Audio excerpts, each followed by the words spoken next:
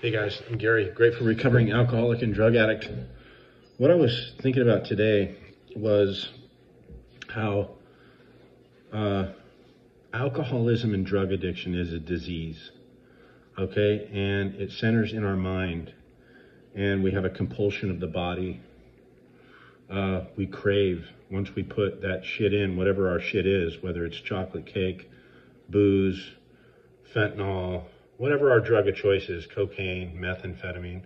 Mine was Coors Light, methamphetamine, cocaine and vodka. If any of those would be good. Once we put that in, we trigger what's called a phenomenon of craving. And, it's like we never know when that's going to stop. We set in motion the disease of alcoholism and drug addiction. Now, a lot of us, and it's been my experience, I'm not just talking and making stuff up. I'm actually just talking about my life and my experience. My experience is once we quit drinking, it's not over. The first time I really got sober for a long period of time, I had 7 years of being dry, what people would call being dry. And I'll tell you the difference. My experience was I went to drug rehab when I was, I guess I was about right before I got married, maybe 22, 23 years old, probably 22 years old. Went to a drug rehab, went to meetings for the first year. I took my first cake. So I was involved. I never got a sponsor. I never went to therapy. I never worked on me, like the shit that would trigger me to want to drink, so I did that, and after my first year of sobriety, I got busy getting married, having kids, and I was sober 7 years, clean and sober, without a program after that. I was just freeballing it, and I didn't know the difference. I heard people say in meetings and in meetings and stuff, you got to work the steps, and it arrests the shit inside of us, that stuff. So my experience was I did that first year, and then I got involved in business, and I remember I had all these, like I'd go into a business meeting and I'd be fucking twitching, and like I had this blinking thing, and I still do it occasionally. Like on a real stressful day, I'll notice myself like wanting to blink a lot, right? All these outward tics, like twitching my neck and blinking. It was a fucking mess, right? I was sober, but I was suffering, man, inside. I looked like a fucking freak probably, but I was suffering, right? And like I noticed I'd be like in a business meeting. I caught myself one time. I was holding my breath, and then I'd hold my breath, I didn't know how to handle any kind of pressure or stress, or, I was just doing the best I could with what I had, right? That, I look back on that, and I look back and go, yeah, I was young and I was trying, right? But God, there's an easier way, right? And I found the easier way. I ended up drinking again because, let me just tell you, after about 7 years of that, the drink sounded good. And I was like, I told my wife, yeah, I could start drinking again. It's no big deal. I remember that first actually the first time here's what triggered it. I had a shoulder problem, and I had shoulder surgery, right? When I was a kid. But rheumatism was like building up in my shoulder, or arthritis or something, one winter. And it was like excruciating pain. Like I couldn't even sleep. I was just rocking back and forth. So I go to the ER, and the guy shoots me up with cortisone, right? And gave me a little prescription of Vicodin. Never heard of it before. I didn't know what it was. I took one, and I was like, oh. And I took 2 and 3. And I was like, oh man, this shit's fucking good, right? It eased that. It gave me that sense of comfort and ease that I'd been looking for 7 years without a drink or a drug. I was like, oh man, I like melted into my chair, and it was on, man. It was on like Donkey Kong, man. I was juggling doctors for a little bit, and not for very long, but I got on went on a little opiate bender for, it was so long ago, I want to say a couple months, and I was doing like 40 a day, and then I quit cold turkey, and that was like, it was hell. That's like really hard stuff, and I see why people use, like Suboxone and shit like that, because you lose your fucking marbles. But my personal opinion is just fucking get off everything. But I don't judge anybody. Do whatever the fuck you want to do. But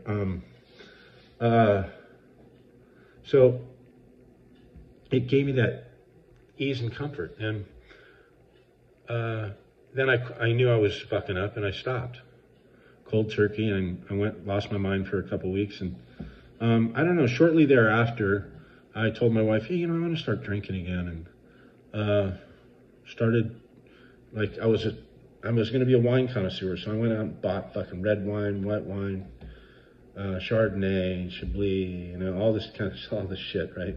And I just started wine tasting everything, and it just progressed. I was drinking like a bottle a day, and then I went into vodka, and after about a year, it's been about a year of drinking heavy, I got into cocaine and pot and meth and all that shit again. And it eased. I got to tell you, I was suffering inside.